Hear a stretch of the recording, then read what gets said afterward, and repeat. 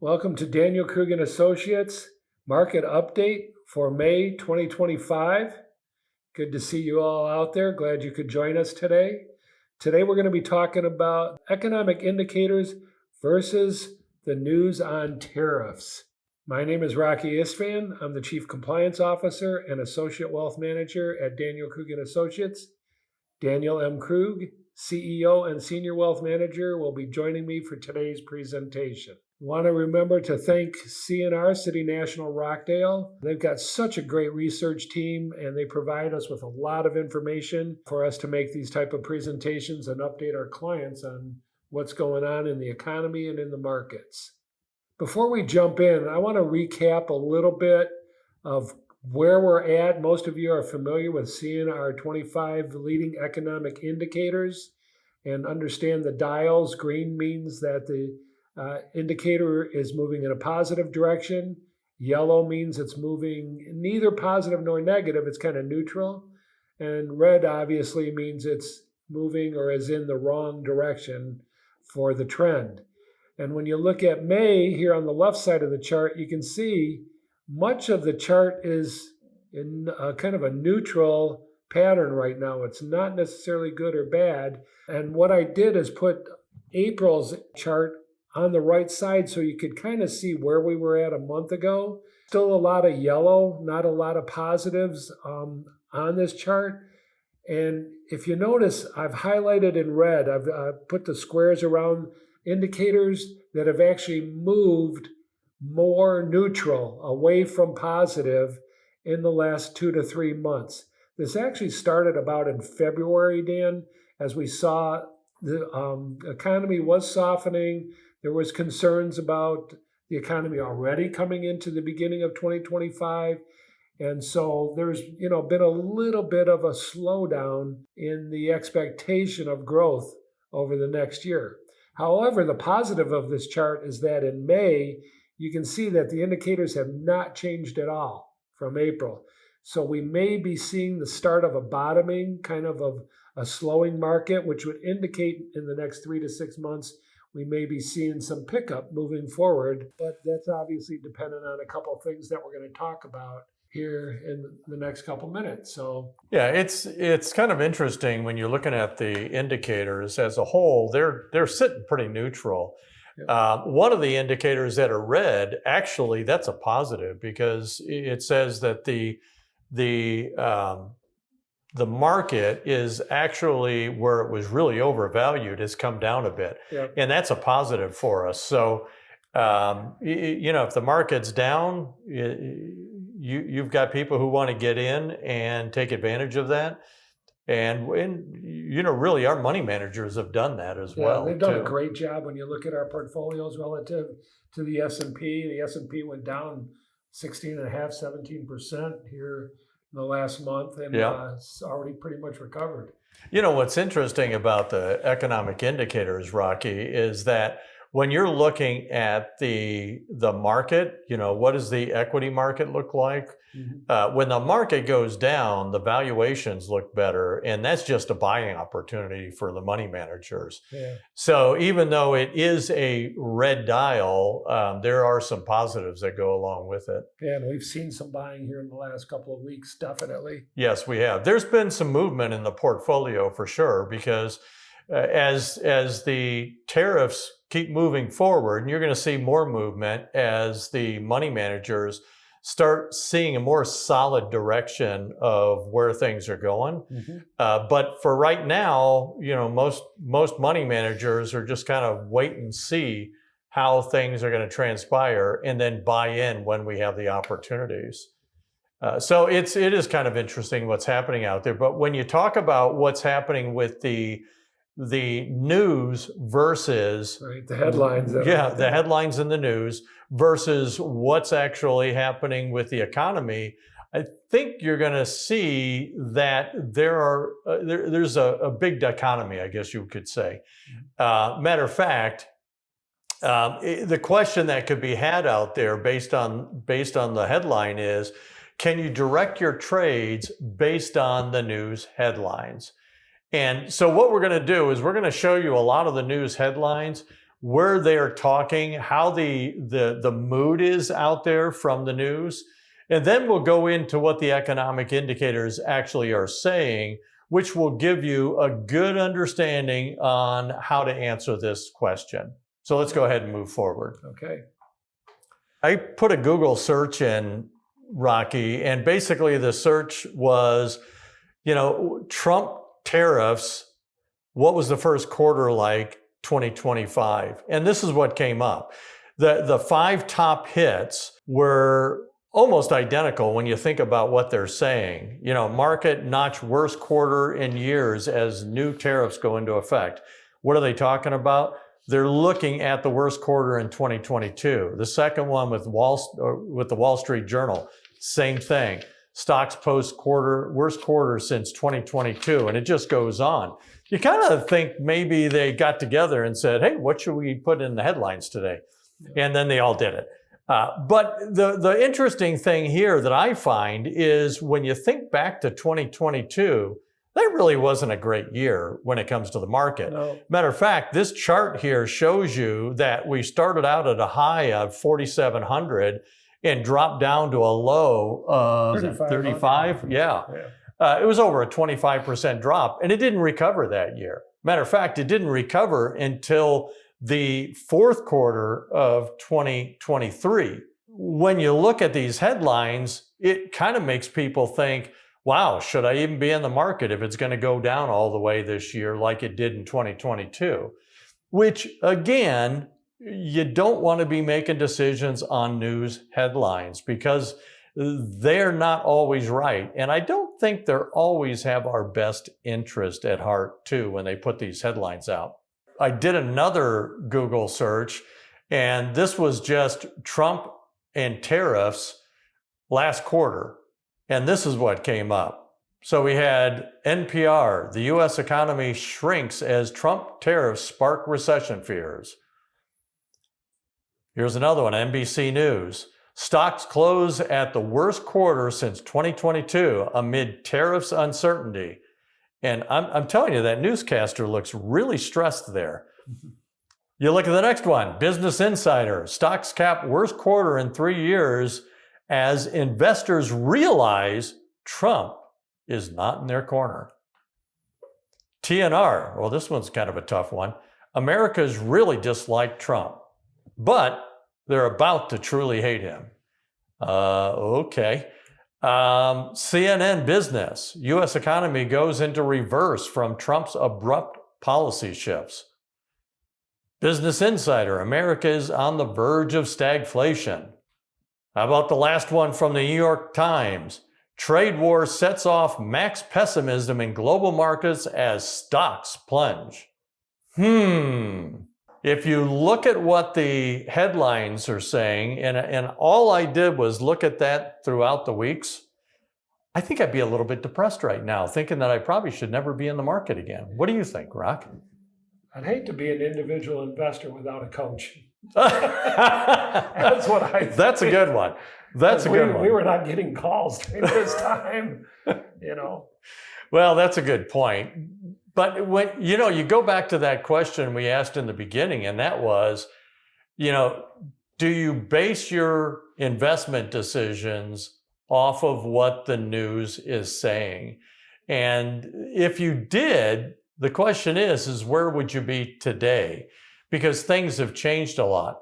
So let's go kind of forward and talk about some of the changes that have happened in the last week and a half. Trump and tariffs. First, on May 8th, Trump unveils UK trade deal, signals boost in trade and tariff revenues. So if you hadn't heard, the trade deal with UK is forming up really nicely at this point. And quite frankly, I think it's going to work out for both the UK and for the US. More recently, and this really kind of pushed the markets up over the last few days, May 12th, US-China agrees to pause tariffs for 90 days. US reciprocal tariff rate will fall by 115 percentage points to 30%. China's rate will also be cut by 115 percentage points to 10%. Again, looking at the way the trade deals are going, that is going to be a pretty good deal for the U.S. here. And by the way, let's not forget, China as a country, their leadership, they are not our friends. They are not our allies.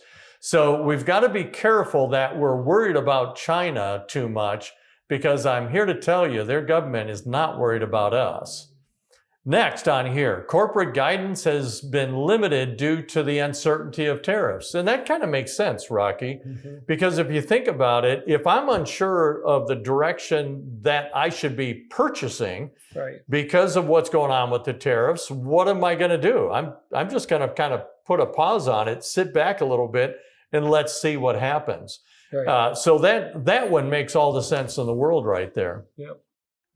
The next one, and this is really the good one, but when you think about all the news that was going on, the S&P hit a bottom at 5062 and now has rebounded because of the current news with the trade agreements coming about that has put the S&P up to 5897 as of Wednesday.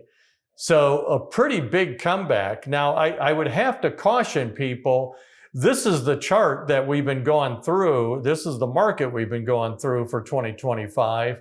And you can see there was a real big comeback over the last month. But there has also been gaps in the market. There is a very high likelihood that they're going to come back and get filled.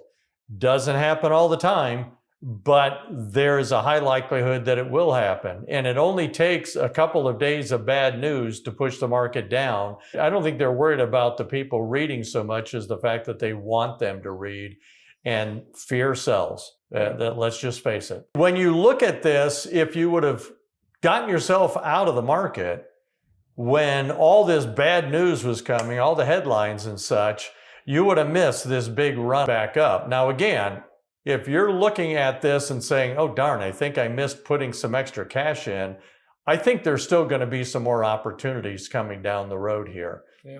That does bring another question up, and that is, what does the economy say? So I'm going to turn this over to Rocky, and you can talk a little bit about the economic indicators that have come about of late. Yeah. One other point I want to make before we move on is that when you got to remember, headlines are designed to grab your attention. A lot of times when you go and then read all the detail, it's not as bad as the headline sounds. That is true. So they don't expect you to actually read the articles. So keep that in mind. If you're going to read the headline, please read the article and get the full picture of what's going on. Yeah. But you know what?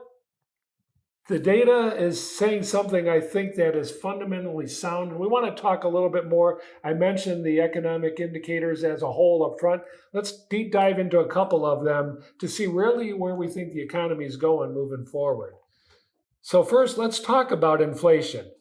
When we look at this chart, this to me is amazing. When we go back to 2015 and you see, those years from 2015 to 2020, we were so used to low inflation. Yeah, we were. And you may not remember it as inflation, but think of what you could get in your savings or money market accounts at a bank. Zero.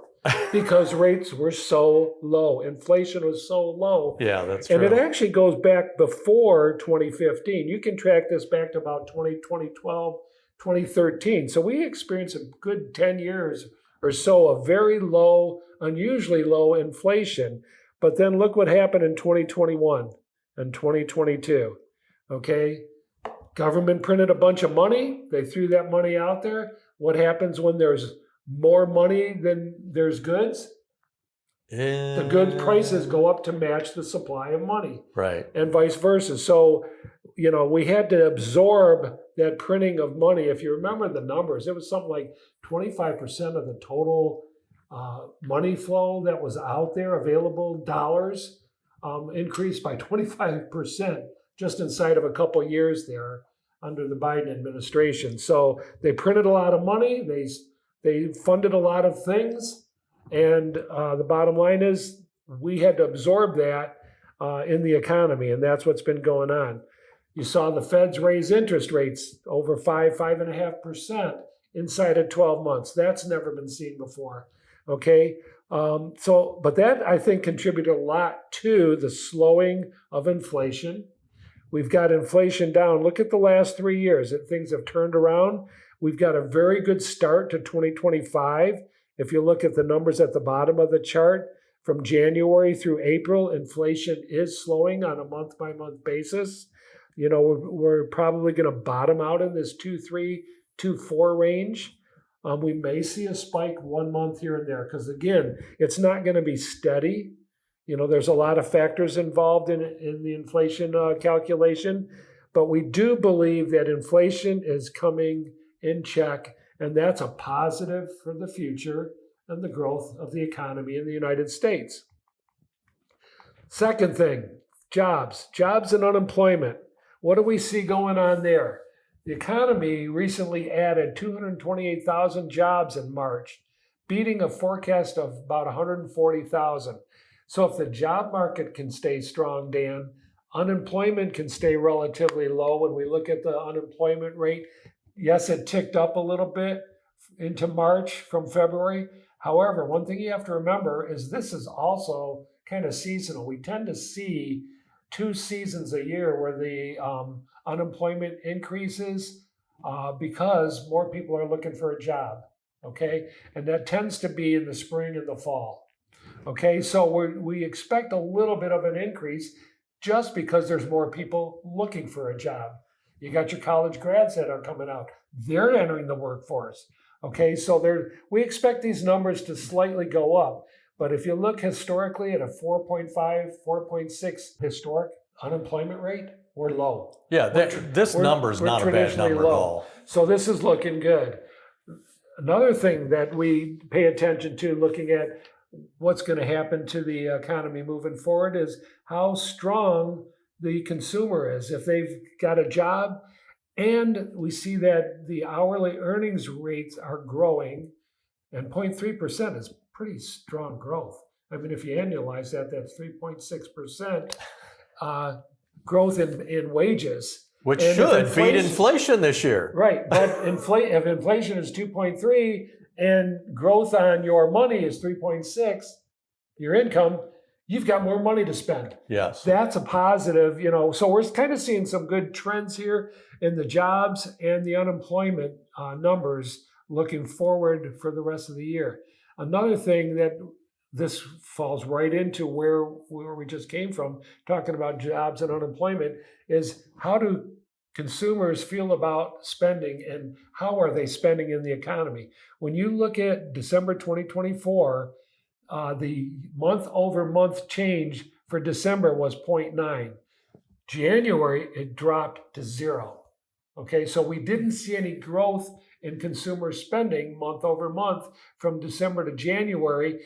That was one of the reasons you might have heard some economists, Dan, talk about a potential recession. Right. You know, right. If there's no spending, then corporations are going to have to cut back. If they're cutting back, there's less investment, there's possible layoffs, things like that. But look what happened in February and March. We're starting to see recovery in consumer spending, which also kind of tells me that how the consumer feels about the economy. So if they're spending and willing to spend, then that's a good sign. They feel good about the economy and they're actually spending money. Yeah, well, that's interesting too, because the University of Michigan's sentiment report came out a bit on the downside over the last couple of months, and this might be part of the indicator as to why. Right.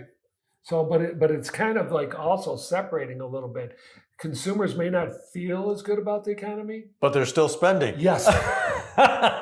Good point. So it's don't do as I say, it's do as I do. So the consumer feels confident because they're working and their paycheck is increasing and keeping pace or outpacing inflation. So we expect things to be moving good. So as we recap kind of where we are sitting right now in May, looking at what's happened in the last couple months and then looking forward for what we expect for the rest of this year. March, job numbers were stronger than expected, even though the unemployment rate kind of ticked up a little bit, but that's normal. Wage growth is steady. We love that. Inflation is low. Okay, we've actually gone under now the Fed target of 2.5%. So that's their secondary target. Yeah, that's their adjusted target. So we're feeling good about that. Consumer spending is starting to pick up. That tells me the consumer is feeling more confident about the market. You're also seeing that reflected in the market numbers. Why as your 401ks bouncing back from where we were at the beginning of February to now. And this is great right here. Yeah, and you can't beat this. If corporate earnings are coming in and beating the estimates, that's telling people you need to be owning stocks. Well, absolutely. I mean, the fact is the companies are profitable at this point. And I don't hear any of the analysts when it comes to the money managers that we're working with that is saying that whatever's going on with the tariffs isn't something that they can't get past.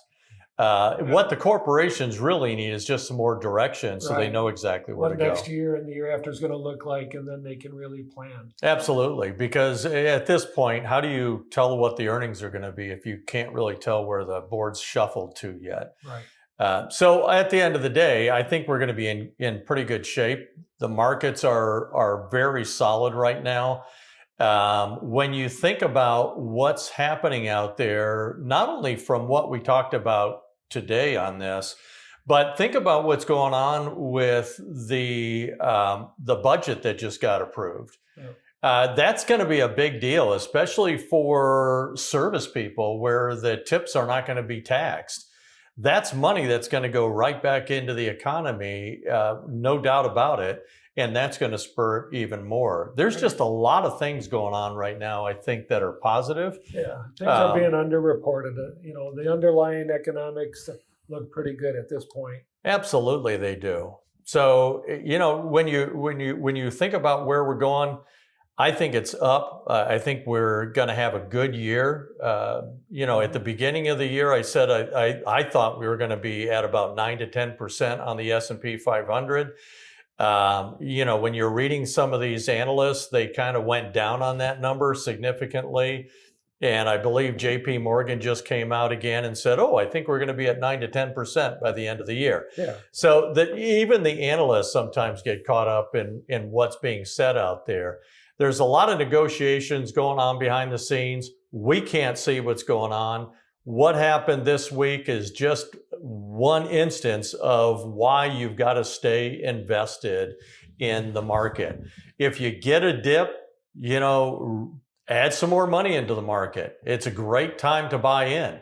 But if you don't have a dip and you see the news isn't where you want it to be, stay steady with where you're going. It's a long-term journey, not a short-term journey. So do you have any other final comments here, Rock? No, I think we're going to do a recap coming up here and just ready to move on. All right. So if you think about it from a trade negotiation standpoint, and this, I guess, maybe is my final thought on this, with trade negotiations, they're going to proceed.